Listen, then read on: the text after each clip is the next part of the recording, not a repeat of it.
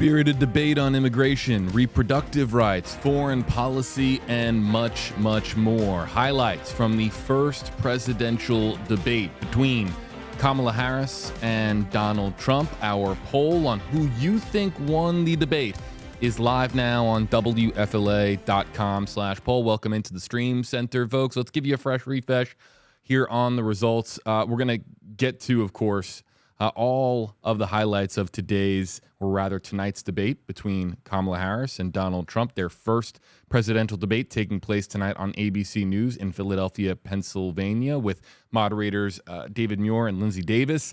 You can see right now these are live results coming in to WFLA.com/poll. You go to that URL, or you can click on the link in the description on this video or in the pinned comment here on social media. It is a no sign-up, one-tap poll where you can vote along, and we're going to keep the results here live on screen. When you do tap on your vote, they populate here on screen, and that's why we see the numbers bouncing here live. It'll probably take several minutes before we have, a vote that we can really feel more confident in. These numbers are going to continue to bounce back and forth. What I'd like to do is bring in my stream partner here tonight, that, of course, being Tara Newsom from St. Petersburg, college political analyst here for WFLA and WFLA.com. Tara, you were watching, like millions of other Americans, on ABC News, other major networks. Let's just start right off the top. Your biggest number one takeaway. Did it meet your expectations? What were the surprises? A lot to break down tonight. Absolutely. I think what we really saw was Kamala Harris reminding America about Donald Trump's presidency. It's been a number of years since he's been president, and she really drove home what it was like to have Donald Trump as president. That was my overall takeaway. We have what we call amnesia in America. We forget the news cycle within a day, and she really tried to remind people about his policies and his tenor. And I really think, though, that Donald Trump gave us a snapshot of what the next 4 years will really look like. But my takeaway was this: she really presented what the future was going to look like, and he really represented what his past presidency was like. And so I think voters are really going to be faced with, do they want what they had 4 years with him, or do they want this new vision that she's presenting? But I got to tell you, it was a really interesting, from a political psychology kind of way, to watch the political theater on display for all of America. There was, the initial handshake that Kamala Harris instigated, which of course showed statesmanship and really what we were all taught on the schoolyard at recess, that you shake the hand of someone even if you don't agree before you begin, in good gamesmanship kind of thing. And certainly she didn't get rattled. She held herself with a dignified manner despite the many attacks. But he also did a good job not going into his insult kind of personal attacks. He was extremely disciplined in that way. And so I think they both brought their A game tonight. And I think voters that are really watching and trying to still decide have to sort through all those posturing and really get to the policies and do their own fact checking. That was one of the things that was curious tonight, is that there's a lot of discussion before the debate that there needed to be more fact checking. And of course, the moderators have called themselves now facilitators. That wasn't their job tonight. And so I really encourage viewers to go back and really look into the policies on both candidates, not to their normal and usual places, but really challenge themselves to look for the facts behind what their stances were. Yeah, I've already seen a gajillion posts on social media to follow fact checking. I've seen fact checks come out in real time, obviously, from each campaign. So there's just tons of information being thrown at Americans tonight. And then it comes down to almost fact checking the fact checks, right? Absolutely. We go down quite the rabbit hole. Again, if you're just joining us here on stream, we've activated our poll on WFLA.com/poll. It is a no sign up, one-click poll. And then also there as well, you have the opportunity to leave us a comment, and we will be spotlighting some of those comments, observations, questions, just overall feedback on what you thought of the performances tonight from Kamala Harris and Donald Trump.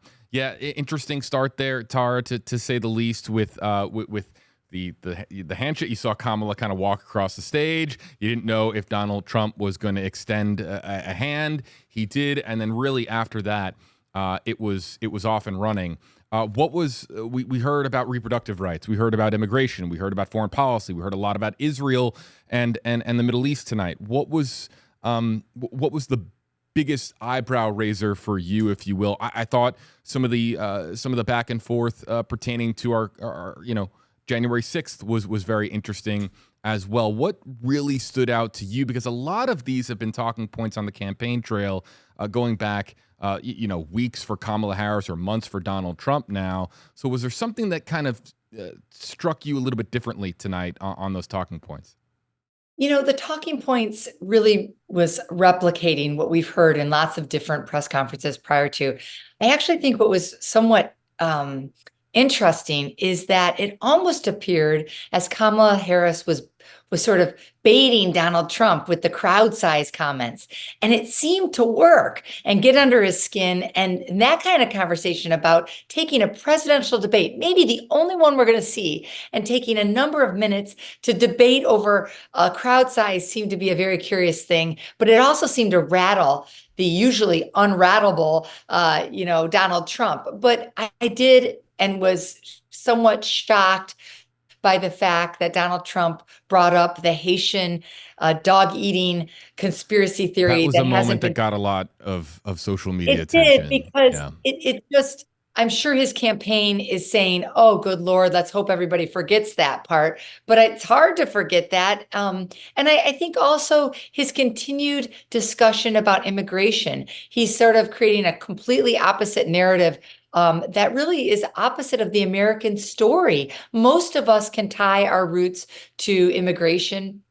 And so his sort of focus that is this immigration problem that's not connected to facts. He, of course, then said the FBI and reporting is all fake news again. And it's just disorientating. And I think it took away from some of his policy stances that the Republican National Convention really tried to get out there. And so you were distracted by that. I think that kind of happened throughout the entire debate, where once Kamala Harris got under his skin, he was really hard pressed to stay on topic.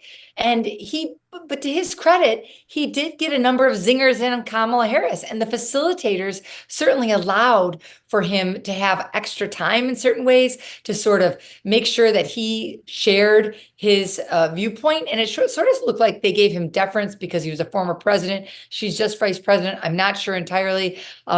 She certainly ended strong. And when I say that, she really appealed to the American people of her vision going forward. There's been a lot of polling out there, JB, about how America's tired of divisive politics. We tune in because we're curious, but in terms of our everyday life, we want a strong economy, we want strong families, we want a strong environment. And she spoke to that vision, and so I think she really was compelling in that way. But if you're a Trump supporter, he certainly gave you a reason to defend him in the sense that he came forward with the same talking points that he ever has. Another curious point that was really problematic for those of us who are lawyers or who follow the Constitution closely was his defense of the J6, that he really doubled down on that. That's not good for him and his campaign, because America wants the rule of law to apply to everyone. And certainly January 6th had a number of people already prosecuted, especially from Florida, and they should be held to account for defacing our Capitol and for the crimes that were done there. You can't defend individuals who've broken the rule of law because they are politically aligned with you. And he did that on a national presidential debate. And so that was curious as well. Interesting as well was sort of the dynamic between Donald Trump and David Muir tonight, and talking about the previous presidential election being called into question, and David Muir saying, that there has been acceptance, by a whisker, I believe was the quote, pertaining to, of course, the election from 4 years ago.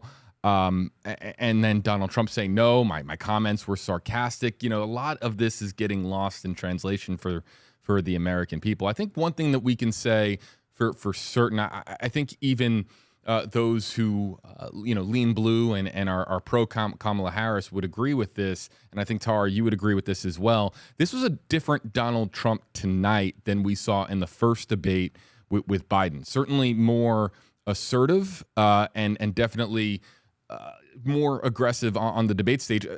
The dynamic with Biden and Trump was completely almost bizarre and feels like a different like universe at this point. I totally agree. And I think what's interesting is he came prepared tonight. I thought Donald Trump came prepared for what he believes and what he, wants to champion. Whether that needs to be fact checked or not, that's up to the viewers and those that can go along with that. He came prepared to share his points.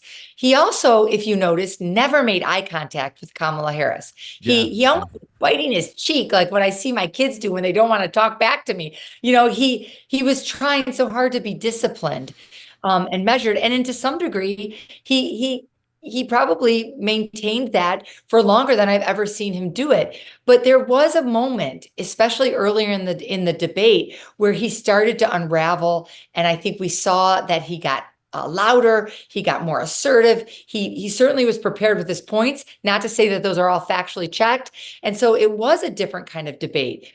But there was another point that I want to share that I really was unsettled by, and that was the narrative about abortion and his discussion, and I think it's fair to say misrepresentation of abortion laws in America. It really, Kamala Harris did a good job trying to, and so did the moderators or facilitators, trying to explain that what Donald Trump was sharing wasn't actually factually true. But that was unsettling because you got to remember there's 46% of America that's listening and supporting him, and they have every right to do that. But you don't have a right to misrepresent the law, and you don't have a right to encourage people to vote for you with things that are mistruths about the other side. That's just not that. Some people might call that politics, but when we're talking about liberties and people's personal rights, that's just that there's no place for that on the debate stage. And I think that kind of thing may turn some of those undecided voters off. Undecided voters, obviously a crucial target for this particular debate tonight. We'll talk more about undecided voters. We'll talk more about the middle, Tara, here in just a moment. These numbers are really starting to level. I want to remind our audience, this is an unscientific social media-based poll on WFLA.com/poll. You can not only just tap on one candidate or the other, it looks almost exactly like this on your device, whether you're voting on a phone or on a tablet or on your computer, maybe your laptop if you're at home on the couch. Just go to WFLA.com/poll. Just cast your vote. There's no gimmicks or gotcha moments. We're not tracking you or anything like that. It's just a means for us to get an idea as to how you thought tonight's debate went. And then also, too, underneath there, completely optional, you can leave a comment for us. And we are going to start to go through those comments here tonight. Let's go to Teresa. Says Kamala Harris maintained her composure and Trump did not. Harris stated her policies and positions and plans. Trump did not. Harris defended prior positions. Trump did not. Harris was honest. Trump was not. So a lot of back and forth there. Chucky O says Donald in a landslide. Let's see. Diane says Trump won. He spoke truths. She spoke empty promises and falsehoods. Records prove truth. And that's I don't know. It's just it's interesting because now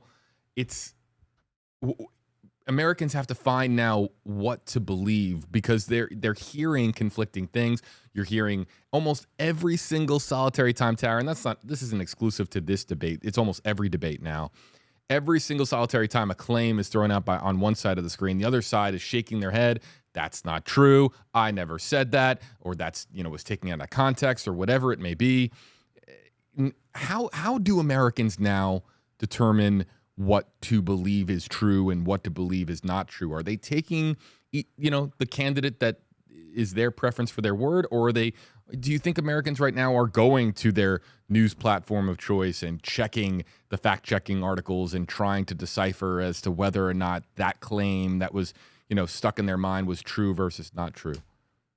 I think voters are very much committed to democracy, okay? And those that are tuning in and paying attention, they want the best for our country. The problem is that we all steer ourselves to media outlets that affirm our already held beliefs, that we know that science has showed us that. And that's the worry that many of us have to having limited sources of media that can give us our information diet. And the hope, though, is that people not only like they do what you said when we opened up tonight, that they fact check the fact checkers.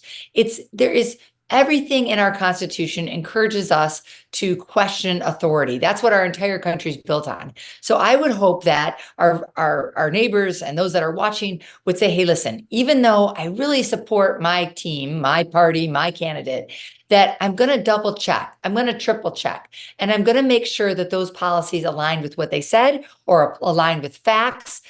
And until we can turn that page, borrowing that term from Kamala Harris, to really do that, we're really stuck in this purgatory, this democratic process of purgatory, because democracy is informed by the voter, and the voter has to make sure they have a robust information diet. So I think we got to challenge ourselves to do the right thing, to go beyond just our traditional media diet, and make sure that we're not just parroting what we've heard from our leaders or from our favorite newspapers or our websites. Listen, in this day and age, our democracy depends on us to tell the truth to one another and to also listen to the truth. And so that's what we need to be doing. I'm not sure there's going to be another presidential debate. When we were talking before, when we were opening and waiting for the debate to go on, we really, there was some talk of having another debate in a couple of weeks. They haven't decided anything. Certainly have the vice presidential debate that's coming up on October 1st. Traditionally, there's only one vice presidential debate, so that's not unusual. But usually there's more than one when it comes to the presidential debate. I don't think we're going to have another one. And there would be really no purpose in it. And I'll tell you why. Tonight, what Kamala Harris did that your viewers that are giving us comments are affirming is she did a very strong job focusing on what her policies would look like. And I think that America is starting to get a real picture of who she is as a person, what her policies are, how they differentiate from Joe Biden, the successes that she built with Joe Biden, and sort of seeing the vision of her going forward.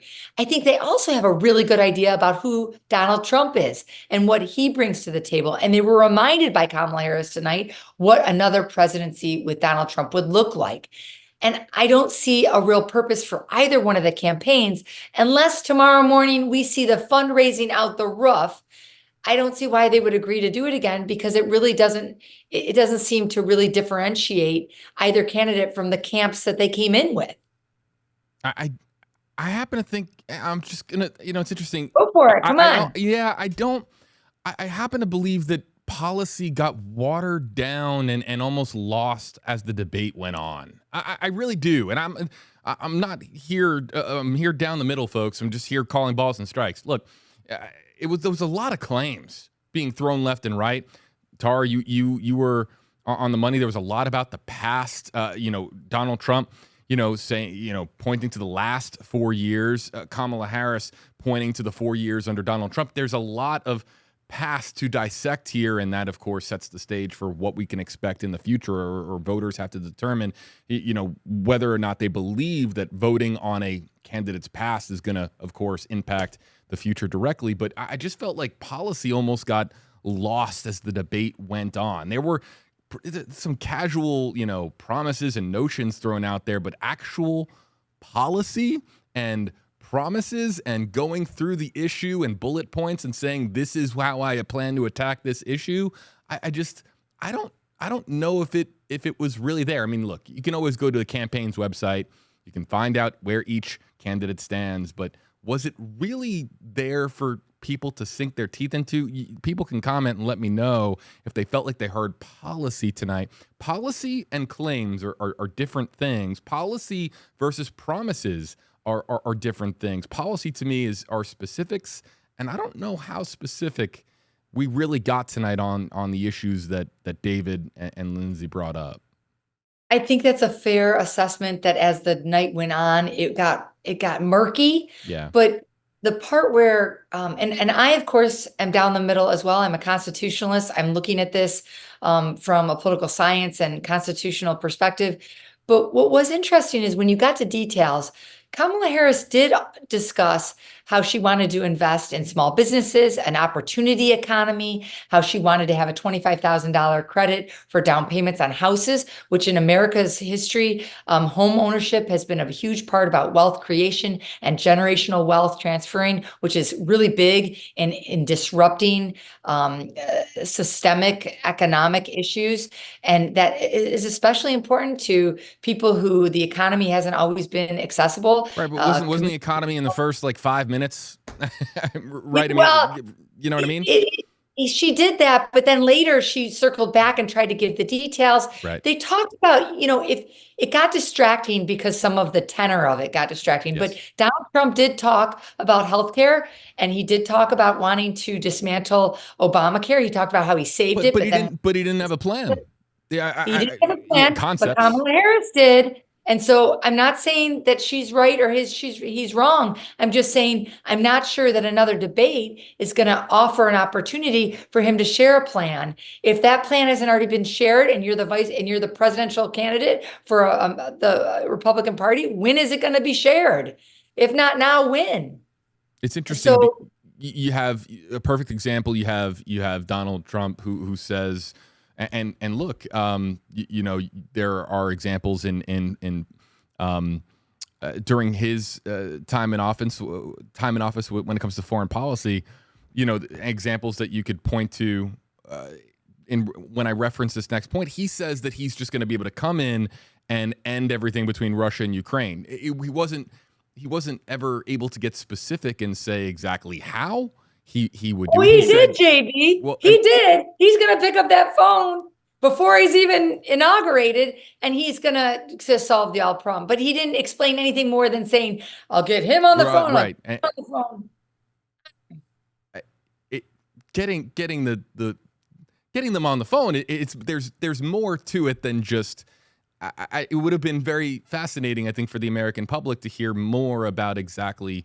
Donald Trump, I think, made the promise on that point to do it even as president-elect, that he wouldn't even have to take office for that conflict to come to an end. That conflict, folks, is years now between Russia and Ukraine. So, it was interesting. Trump certainly aggressive tonight, and I think that's the type of debate performance that people that have come to be in Trump's corner have come to expect from him. I think that if you're a Trump supporter tonight, you are looking at this and you're like, that's my guy. I've talked to enough people that are vehemently 100% loyal to Donald Trump, who would unequivocally say tonight, this is the type of presidency that I want. This is what I am voting for based on the tenor that we had tonight. And then what's really interesting, and exactly what you noted, Tara, is that this was in a way a bit of a coming out for Kamala Harris. We haven't really seen her on this stage, and now what's really interesting. We know that the Trump base, without question, is going to be galvanized by Trump's performance tonight. We're seeing the numbers here on your screen, folks. These are live numbers coming in from WFLA.com/poll. It'll be very interesting to see some of the sound bites, the man on the street type stuff. Like, what did you think of Kamala Harris tonight? If you're a Democratic voter or you're an independent voter or an undecided voter, what did you think of Kamala tonight? Because this was her opportunity to let the world know how she would attack 4 years in office. We started this morning on the station talking about who was bringing the pressure, who felt pressure. And it wasn't Donald Trump. He's already been on the presidential debate stage. This is his 7th time. All the pressure was on Kamala Harris. And she performed. She didn't crack. She didn't give in. She spoke eloquently. She didn't get flustered. The optics were strong. But is that enough to move the undecided voter? We know that the Trump supporters are loyal and will be celebrating his performance as a win. But will Kamala Harris be able to win over enough of that razor thin margin that she needs to win the race? You got to remember, the polling right now is statistically a dead heat. They're in almost all the states are in a margin of error. So, some days you'll see Donald Trump kind of edging up, some days you'll see Kamala Harris, but it's all within that window. And so what tonight we were really watching is, can Kamala Harris, can she deal with the pressure, and can she seem like a statesman? Can she articulate herself enough to understand what her vision is? And she did. And Donald Trump gave us who he is. It did not surprise me in his behavior at all. He, presented in the same playbook that he has given us in the past.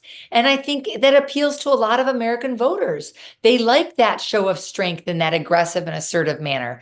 But I think when it comes to issues, that's when he might start losing some of the undecideds, and they'll peel away to Kamala Harris, especially when it comes to the women's issues. There's one thing that I wanted to say, that when you talk about sound bites, that I think is going to come up tomorrow morning and in the news. When he tried to use the same tactic that she used with Pence in the last vice presidential election, and he turned to her and say, "I'm talking right now. Shh." Or he did it twice at least, where he shushed her. Listen, as a woman, as a professional woman who's been teaching for 25 years and has been a lawyer for 25 years, I really don't like it when men shush me. And so I'm not sure that that is going to play well with women voters, especially those that we're looking at on the fence, that suburban mom that might say, his stance on women issues is really unmeasured and untold. I mean, he's got this kind of narrative about, is it states' rights? Will he do an abortion ban? Will he not? He hedged on that and said, I won't have to do that because it's in the states' hands. Well, what happens if we actually flip the House and the Senate and we have a national bill? What will he do? He refused to answer that. And then the shushing of Kamala Harris and sort of the tenor that goes along with him because of his convictions on sexual assault, I think that's enough to make some of those women on the edge sort of rethink whether or not he's their candidate or not. I can't say that the performance tonight was enough to push the other way, but I can certainly tell you that no woman likes to be shushed. All right. So a developing story that we were just informed about in the WFLA newsroom, and this news is massively significant in the United States. From a pop culture standpoint, we've just been told, and as confirmed here, within minutes of the conclusion of the debate, superstar singer Taylor Swift has endorsed Kamala Harris for president. I'm going to read the final paragraph here. You can read it on her Instagram. This is a caption from her Instagram. That's the picture. It's Taylor Swift and her cat. And a cat. And her cat.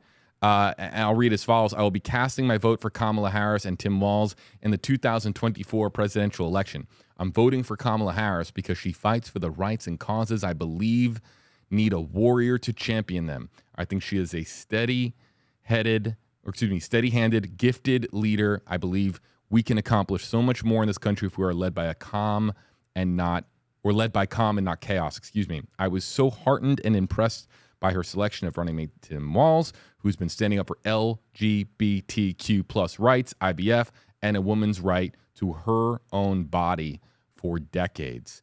Folks, this is massively significant, especially with a younger generation of Americans, a generation of Americans that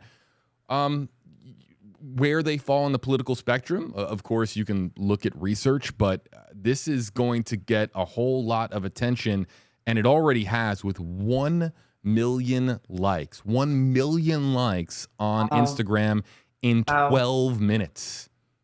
JB, just to give it you perspective. That's mind blowing. We're talking like Ellen DeGeneres at the Oscars type stuff right now. I mean, talk about the internet exploding over one singular post. It's happening right now on Taylor Swift's Instagram. And again, do not underscore how massive of a deal this is because of how worshipped Taylor Swift is amongst her, as they call them, Swifties, of course. Absolutely. Millennials and Gen X's account for 44% of the electorate. And Taylor Swift appeals to many of them. And so I think that this endorsement is a game changer for Harris.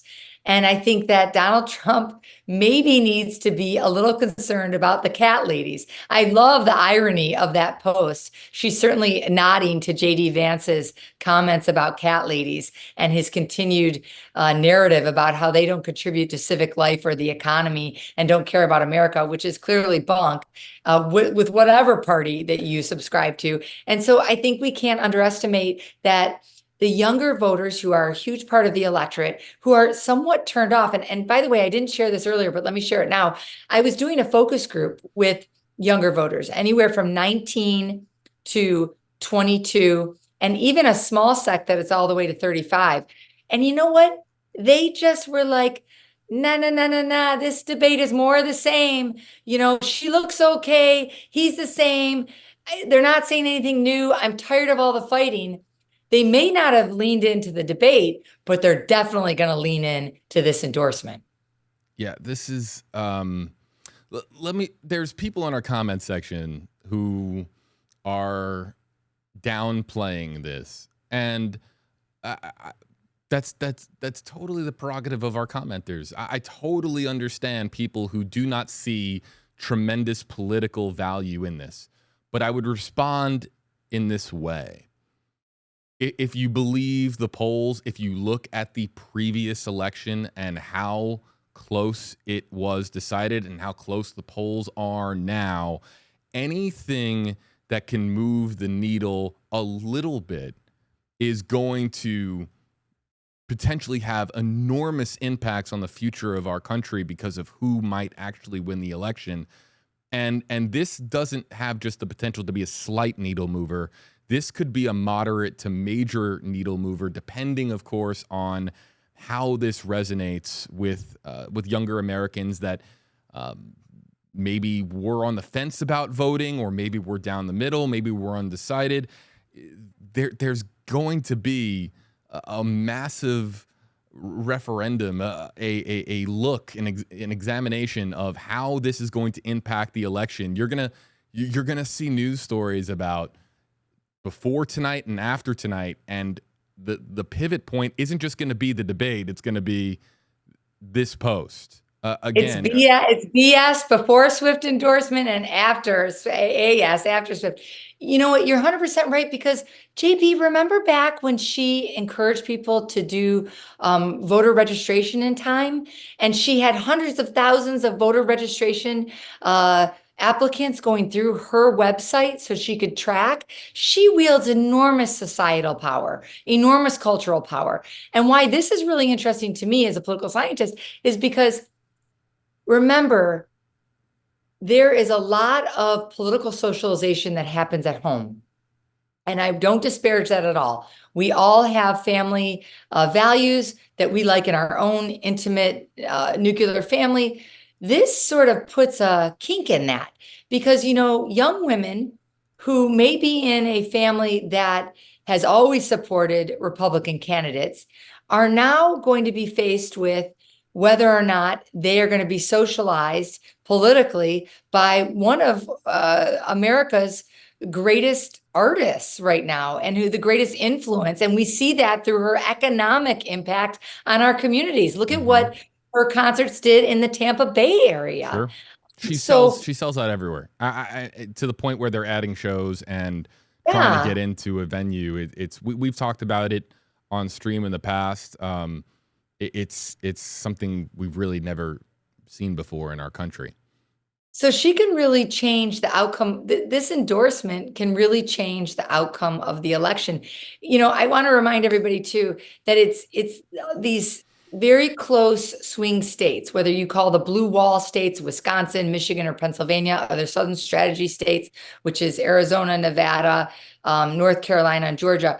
Those states, those 7 states, you know, we're looking at how will Taylor Swift affect those political strategies. And if they can just deliver a little bit for the Harris campaign, it could be a complete game changer on the electoral college map. And so, I guarantee overnight we're going to be seeing how this part of the electorate, that the percentages of women that actually tune into Taylor Swift, how much of the electorate they are in those swing states, and how that could affect the outcome of the election. It's going to be, well, look, it's interesting, the timing of this, no doubt. So just kind of reading between the lines here, this was a very lengthy post. Looks like it was very much prepared ahead of time. And it came out, so 20 minutes. So it came out within 20 or so minutes of the debate ending. How prepared was this? Was this, how much planning and strategy went into this? Because to do this on debate night is a very deliberate move. This could have been done. Could have been done tomorrow. This could have been done at any point in the election cycle. It was done within 20 minutes of the conclusion of the debate. So I'm just reading between the lines here and trying to understand how orchestrated this was, and taking nothing away from Taylor Swift's endorsement. She, as an American, has of course, she can state her. It's our, our constitutional First right to be able right, to. babe. That's right, to be able to voice our political affiliation and be able to verbalize it and share it and bring others onto your sort of playing field if you'd like. It's just interesting to me, with somebody who carries such tremendous influence, it's happening within 20 minutes of the conclusion of the debate. It'll be interesting to see how this gets received and processed in the hours and days ahead. JB, absolutely, she had this prepared, but you have to recognize Taylor Swift isn't just an international superstar. She's also a very savvy businesswoman, and she's also very savvy about how she influences and socializes culture. And we know that from her voter registration efforts that we just talked about. But you have to admit, it's quite a distraction from those that want to be picking apart Kamala Harris's performance, nitpicking where she may have been able to do better or not. When you're facing Taylor Swift's endorsement, you have less to talk about with Kamala Harris's possible criticisms, and more to talk about the fact that one of the greatest superstars that we've ever had is endorsing her, and she's bringing with her all the Swifties across the country. So it was very savvy, very smart, very strategic. Her iconic picture of her and her cat certainly tells Donald Trump and JD Vance what she thinks about those comments, and sort of pokes fun at the whole thing as well. So she has good humor, and I think good timing strategically, and I think it's really going to do the job that she intended, which is now we're going to be talking about the swell of support of Swifties behind Kamala Harris, rather than whether or not she wore the right outfit. And I want to offer the flip side, though, Tara, because I know there are going to be people out there who are going to look at this and say their response is going to be, why couldn't we with such a massive night for our country, why couldn't we let the policies and the claims and the debate performances be the headliner tonight? Why there are going to be people who are going to say, why couldn't this have happened, down the line? And I know I'm already seeing the comments come in now. So I'm just trying to, be as fair here as I can be. It's politics. It's all fair in politics, and the minute Donald Trump came down on a golden escalator, he knew that optics were important. He, he has these really colorful rallies. He understands marketing. I bet if asked privately if he thought this was a good move, he would say it was brilliant. So, this is politics, and this is how the game is played, and this is how the game is won.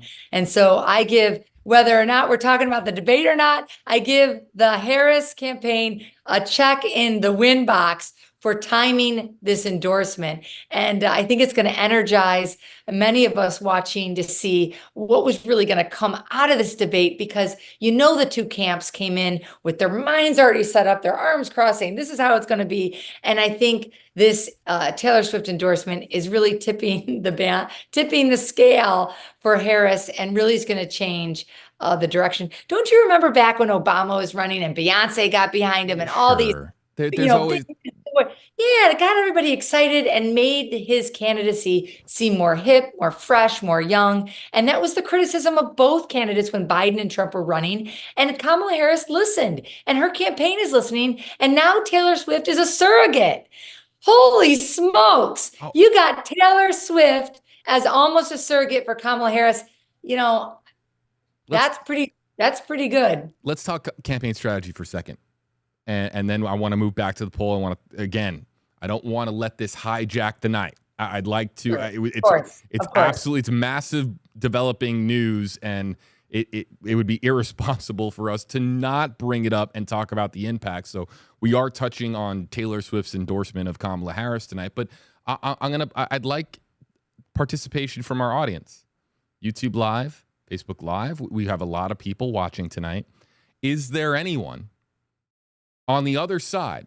Is there anyone relatively realistic that carries that much weight, that much moxie, if you will, that much influence, that could be lined up on the Trump side, that would be a Swift level endorsement for Donald Trump? If you're Donald Trump, okay, your response is, I need someone to come out who carries tremendous cultural and societal influence to back me now to, grab headlines later this week and grab momentum back in my favor. Is there anyone that comes to mind? I'm asking the chat, Facebook, YouTube.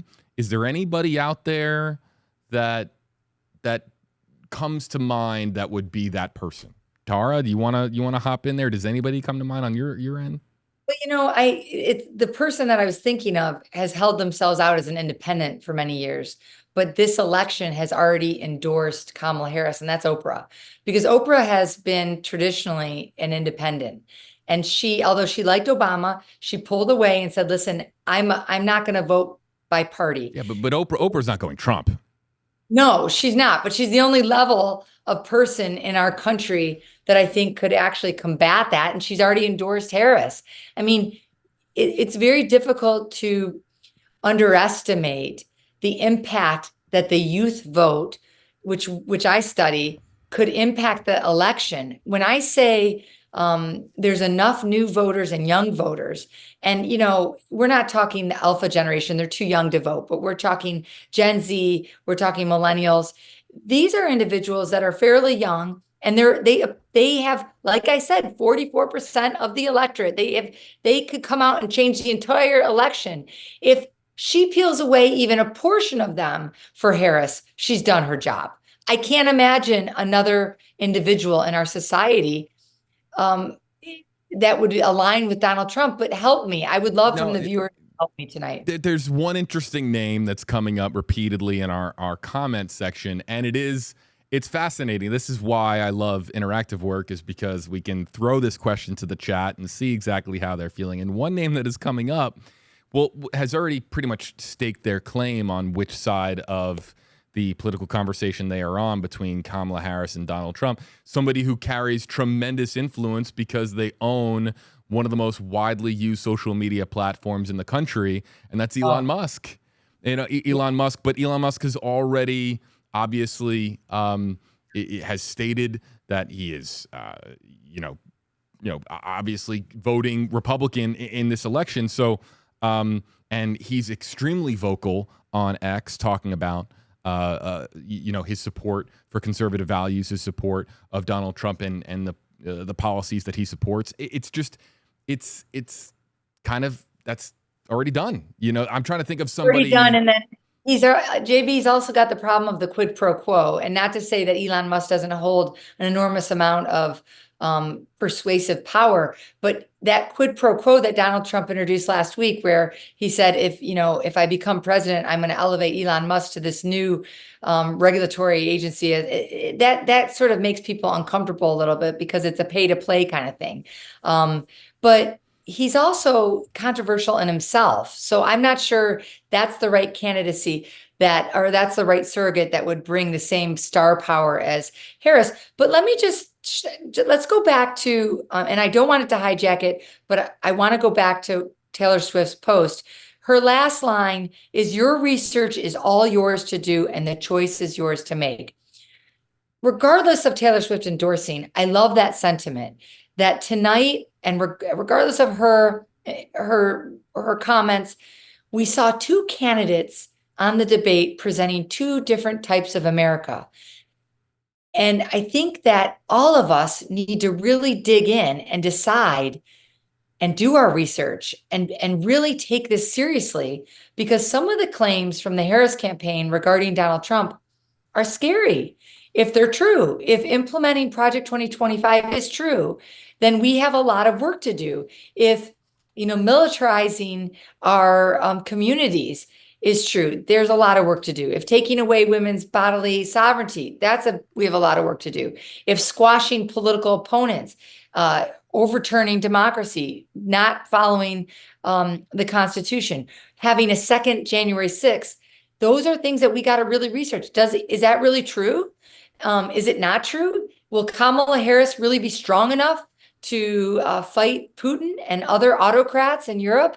Will she make us pay the bill every time? Those are things that we need to do the research. So regardless of what else she wrote, I think that reminder to all of that young voter and to all of us is really a good one. Last thing on Taylor Swift, and then we'll move back on. The numbers here are now jumping in favor of, we've seen a steady climb. Coincidence that we're talking about Taylor Swift's endorsement, and then all of a sudden we see Kamala Harris's numbers start to overtake Donald Trump's? Look, this is an unscientific social media-based poll. You can go to WFLA.com/poll to cast your own vote. No sign up required. But last thing I'll say about Taylor Swift. Again, there are people in the chat who are downplaying or disregarding the Taylor Swift endorsement. That's your right, of course, to, Taylor Swift is endorsing Kamala Harris. It's your right as an American, your First Amendment right to be able to say, I don't think that carries much weight. I don't think that's a big deal. But I will tell you this. To the people in our comment section, and this is just an honest question, to the people in our comment section who are downplaying the Taylor Swift endorsement, have you ever been to a Taylor Swift concert? Or to the parking lot of a Taylor Swift concert? The overflow around the arena. I mean, we're talking about venues that normally fill, college football game day to capacity, filling it up, and then overflow capacity usually being filled up, and then multiple nights back to back to back for Taylor Swift. Her influence is massively significant. How it translates to the political arena, how it galvanizes the youth vote, whether it galvanizes the youth vote. Also, too, you have to, of course, be a certain age in this country to cast a vote. A lot of Taylor Swift fans are, of course, going to trend even, younger way into the early teenage years. So there's a lot to dissect here. There's going to be endless articles and research done as to the cause and effect of Taylor Swift's endorsement.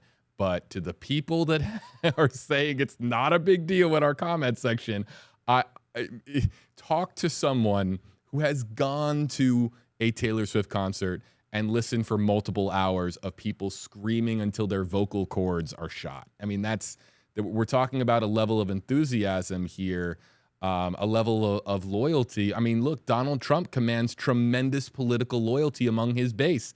Taylor Swift and Swifties command tremendous loyalty as well. I mean, people love who they love. Donald Trump is loved by MAGA supporters. Taylor Swift is loved by Swifties. There's just people that love what they love, and you have to you can't disregard one and believe in the other. The influence is influence. So that's the last Agreed. thing I'll say on it. Our numbers are bouncing here, Tara. This is we've had. Now let's talk about the debate. Let's talk about the candidates. Let's talk about our poll tonight. Let's stay on track here as best we can, even though we did go off there on the very apropos for a debate night for us to go out on a tangent a little bit and talk about Taylor Swift. We are up to nearly 30,000 votes in this poll, which is significant for a digital poll.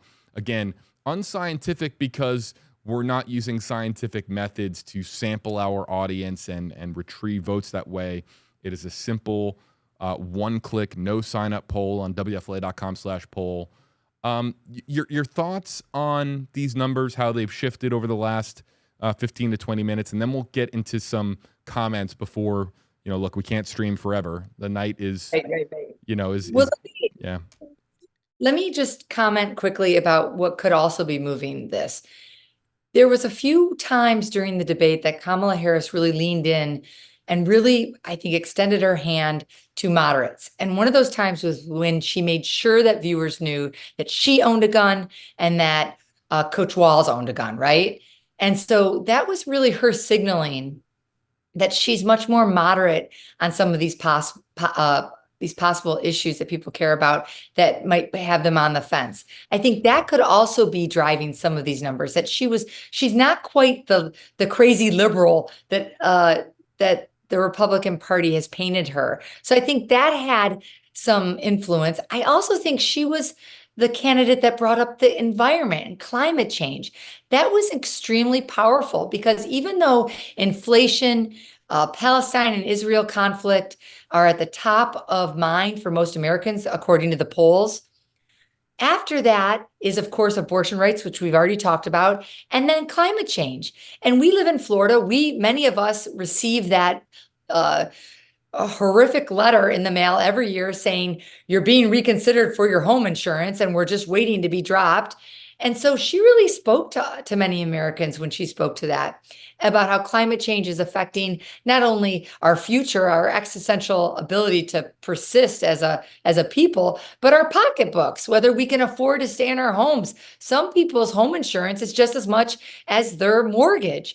And so that really showed that she cared about issues beyond those that really burdened the first part of the debate. And so some of these numbers that we're seeing might be from people digesting the entirety of the debate. Right when we hopped on, it's a little shocking sometimes to see the combativeness that our political landscape has turned into. We don't all live in that conflict-laden environment. And so I think it takes time for people to process what both of the candidates bring to the table, what they really said, and what, even though there wasn't heavy on the policy, what little bit of breadcrumbs were left, what do they agree with? And so although this isn't scientific, it certainly does lead us to believe that maybe Kamala Harris made her case tonight as that prosecutor, as that attorney general, as that U.S. senator, and made the case that she's not as liberal as being told that she is, and that she really is that middle-class American that can take us into the future. I'm curious. I'm trying to think about the aftermath of the debate. Kamala goes back to her campaign leadership. Donald Trump goes back to his campaign leadership and the conversations that are had. I think it's entirely fair tonight to evaluate these performances and try to do so as down the middle as humanly possible and try to be as objective as possible and say this. It's up to the American people as to who won the debate tonight, but I'm not sure if we have a clear loser. The previous debate was so different in that it was jaw-dropping that we had that level of a loss, a solid L from Joe Biden, to the point where the entire Democratic Party is reeling and reevaluating the future of the party. And it was that much of a eye-opening, jaw-dropping performance to where we had Most of America would agree that there was a loser that night. I don't. I Absolutely. think it's fair to say we didn't have a loser tonight. You could. Kamala Harris might have gone back to campaign leadership on her end and was high-fiving people, and Donald Trump might have been high-fiving people too. It was probably celebratory on both because they probably felt like they both had moments where they got out their message, that they felt like they both had zingers, that they both had those moments that could, take off on social media tomorrow morning. So I'm curious if the chat agrees. Tara, I'm curious if you agree that it's up to America to decide as to who won tonight, but there wasn't a, clear cut, obvious loser. I think you absolutely summed it up, JB. And I think that's what makes this so hard, because when you watch the debate, you really saw what you expected. Donald Trump supporters expected him to come out tough, assertive, aggressive, tell his story, tell and narrate it the way that he saw it, the way that he's been doing at his rallies. And that's what he delivered. But Kamala Harris delivered what we saw from an extension from the Democratic National Convention, which was this more statesly kind of, olive branch extender. She was sort of extending voters an olive branch of saying, come to the party, come to my side of the fence if you want to end divisiveness. There was no clear loser. I think you can't really say it any better than that. But there wasn't either a clear winner necessarily. And so the problem, though, is that we're still left with having to do our own research and what sometimes we call me search. What are the issues that I care about, and find out how the candidates really stand on that. Tomorrow morning, I'm sure one of the things we're going to be looking at to really determine this a little bit greater than what we're talking about is fundraising. We're absolutely going to have all eyes on whether Donald Trump's fundraising has gone up or whether Kamala Harris's has. And what we've known in the past month, Kamala Harris has out fundraised Donald Trump like 3-1. And we're talking $500 million in the last month. So, if that is amplified from this debate process, although perhaps performatively, they both won, or they both, neither one of them lost, the money always talks. And so we're going to wait for that press release that comes out and tells us, hey, how much did each one of the campaigns raise? And that's going to be telling us how much of that needle did each one of the candidates move. I always appreciate a grounded approach, because we also know how influential campaign finances are when it comes to the outcome of an election. Tara, what we're going to do, we're going to play a dangerous game. If we can, to end out our live stream tonight. To people that are going to WFLA.com/poll, starting now, if you type in your comment in that form, we're going to start to animate them on screen. And we're not going to put up any nasty comments or comments that are completely, baseless, or ones that have, expletives in it. No, we're going to try to please give us your honest assessment of how these candidates or your candidate performed tonight. And I'd like to give as many people on the live stream tonight an opportunity to have their voice heard. So go to WFLA.com/poll. If you already voted, it's okay. You'll see right underneath there's the optional form to put in your name and your comment. It doesn't even have to be your real name. You can put in a username. We're just going to try to get as many comments on screen, because I would like to give as many people a voice here as possible. So let's go to Sherry. Let's start with Sherry. Sherry says, our economy sucks, and Harris was already VP. Tara, I'll kind of go to you rapid fire here. A lot of finger pointing tonight to Harris and what she's accomplished as vice president. First off, constitutionally, the vice president doesn't have a lot of power. So it's difficult to align your perception of the economy to the vice president if constitutionally they don't have the power to impact it. But the evidence shows we have the lowest unemployment in history. Largest infrastructure bill was passed under Biden-Harris, with huge investments around the country spurring economic growth. So I don't know what the evidence is, other than the same thing that I'm facing, I'm sure the viewer is facing, which is price of gas is up, price of bread is up, price of eggs are up, and that stinks. But as vice president, she doesn't necessarily have the ability to impact that directly. And you also have to remember that inflation, just like Donald Trump tried to claim that Kamala Harris came and Joe Biden came into the office and rode on his coattails, there is some economic principles that would say that inflation was a natural outcome of the pandemic. And so just be thoughtful when we're making these comments and really think it through and ask those tough questions. Bryson says Kamala undoubtedly won. Her professionalism and ability to speak directly to the American people spoke volumes against her competitor. Betty says at least Trump is consistent. Kamala talks about pretty ideas and not policy. We were talking earlier about how some people believe, that there wasn't enough policy discussed tonight. I think that just leads us to believe is the policy, because we said, especially when we're talking about healthcare, and he offered, well, I don't really have a firm plan. I'm not president. That's okay. But we're going to vote for the president. We want to know whether or not he's going to be able to carry forward some kind of healthcare or not. And that's okay either way, but he wasn't able to present that. So, when we're looking for policy, we can't cherry pick. We got to look, is Project 2025 from the Heritage Foundation his policy or not? He didn't necessarily clarify that for us. So I just would wonder, we have to have evidence and facts behind what we all say. And I wasn't sure that we got, like you said earlier, enough from either of the candidates to really say one way or the other. We have this one from D saying he won. She didn't answer most questions. Do you think that Kamala deflected at all tonight? I think they both did. I think that she was asked regarding signing a national abortion ban. She said she would. And then there were some follow-up questions about some other things that she didn't quite answer. But he also didn't answer if he was going to sign a national abortion ban. So, I mean, that's part of the debate strategy. Again, I think we need to do our due diligence and try to find those answers for ourselves. But honestly, and Dee, I totally respect your opinion. I didn't think either one of them completely answered any of the questions asked. I think that they came fully prepared to tell their story and their narrative, and they did that, not always answering what the facilitators or the folks on the stage were asking them. The comments are coming in so quickly, folks, that it's difficult for me to read them. The longer ones, I really appreciate the enthusiasm we have tonight, but I can't read them all because they're so long. So some are going to make it through, but I am doing my very best to give as many, comments from both sides.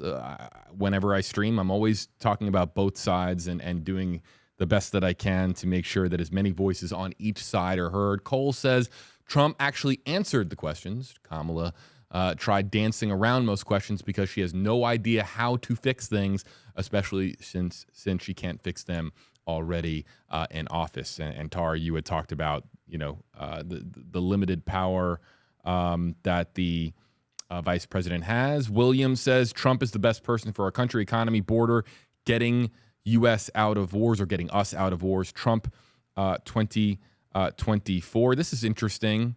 Oh, wait, did I lose it? See, they're coming in so fast. There was a comment about the performance of the moderators tonight. Real quick, Tara, because I'm trying to get through as many comments here as possible. Your thoughts on David Muir and Lindsay Davis? There's been a lot of praise for them on social media, and I thought they did a solid job. I would like to have fair time for both candidates, and at times it looked like it gave more deference to the president.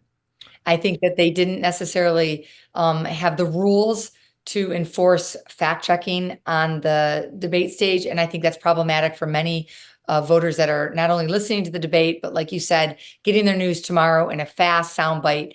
And if they're getting it from that debate and it wasn't fact-checked and stopped by the moderators, that might be a problem in our misinformation diet. Wembert says, I believe that Kamala Harris did an outstanding job tonight, astounding job tonight. Trump was being arrogant as usual. I hated the idea that he refers to the VP as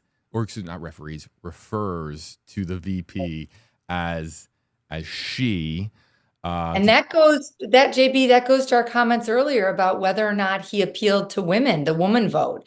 that suburban woman that is on the fence that many elections are won or lost by.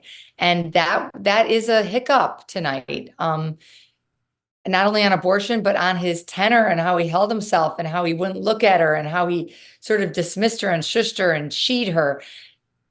That's not a great look when our communities are run by women, our families are run by women, and women are 51% of the breadwinners in America. So I don't think that's going to play well with the woman vote. Leo says Kamala won the debate by far. Trump was defensive all the time, blaming her for the current economy. Again, trying to get to as many before we have to wrap up here in about 5 minutes time, folks. Let's see. Buddha Mojo.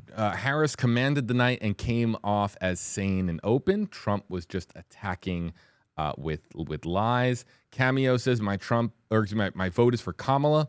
She has plans in place for our economy. She has integrity. She's straightforward, honest. She brings dignity and humanity to the forefront.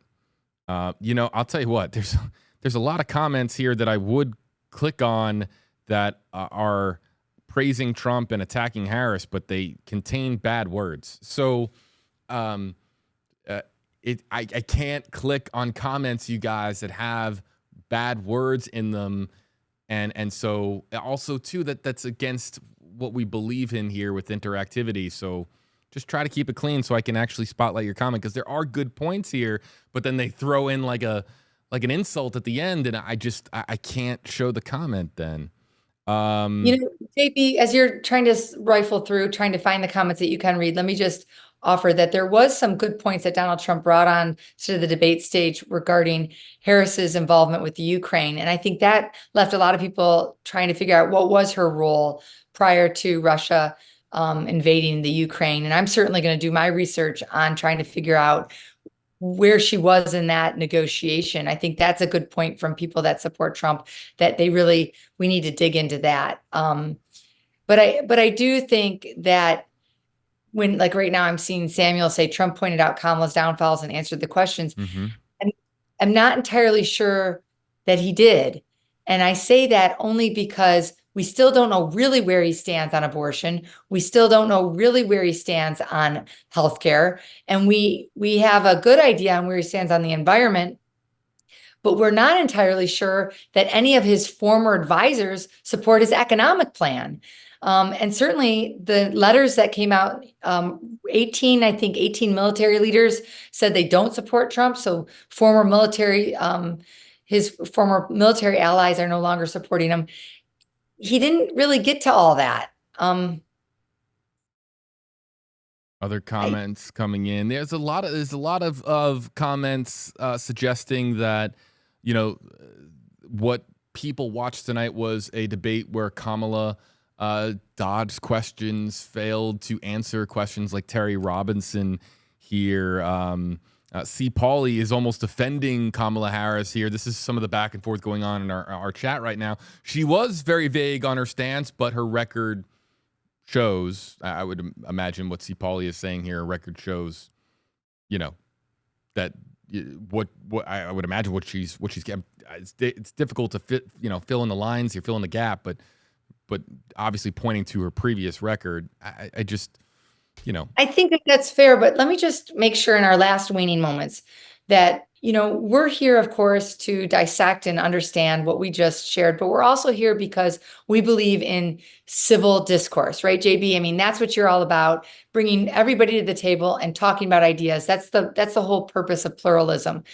And one of the things that I think is important that we all do is that when we have an opinion, that we back it up with evidence.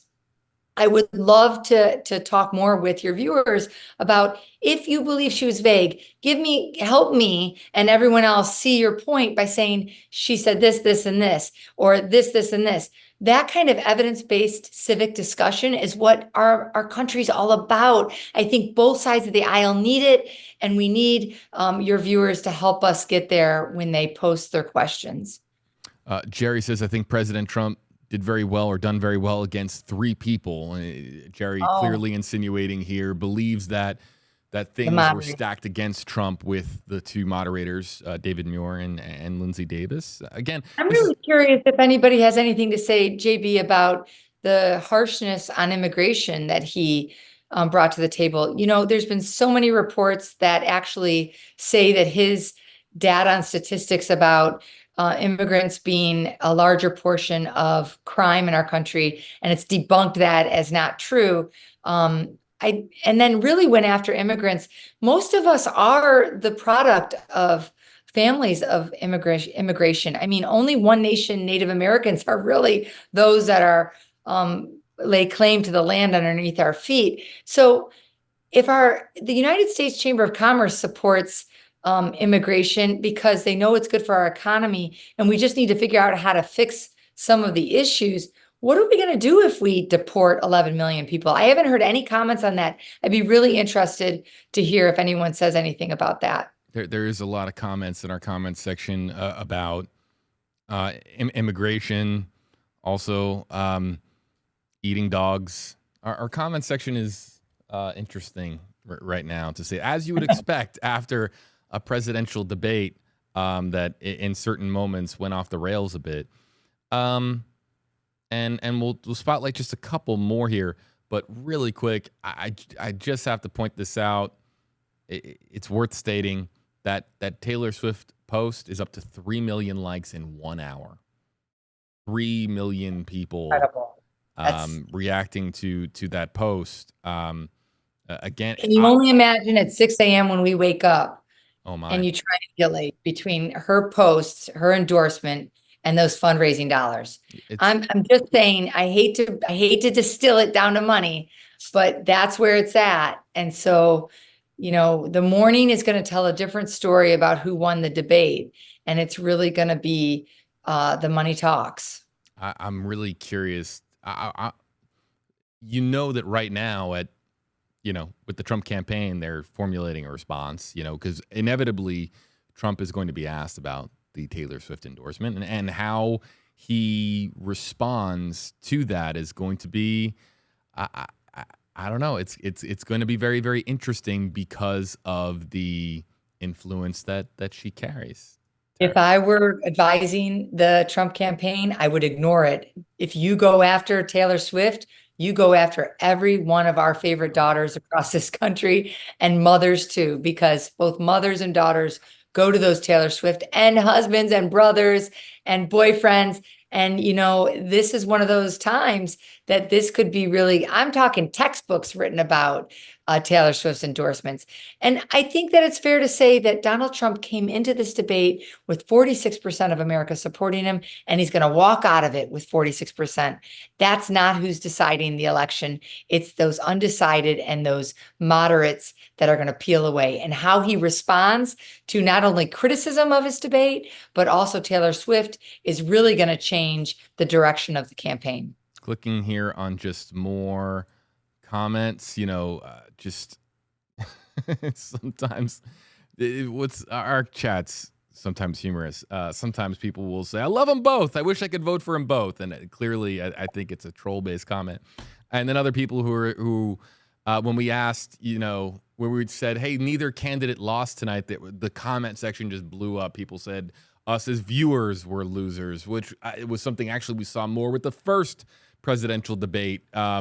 When they but that's fair, JB. That's fair, considering the fact that most people watching got a little bit of the policy, but not the full picture, like we talked about earlier. And that's really what this is about, right? This isn't a popularity contest, or shouldn't be. And so I think that's a fair comment from your viewer. I really appreciate a bit of overtime here from Tara Newsom. Our live stream just really received quite an audience. To everybody who's been watching here, we really appreciate you tuning in tonight and us trying to go interactive with you and spotlight as many comments as possible. We tried to be as fair as possible when it came to the interactivity and spotlighting as many comments from both sides.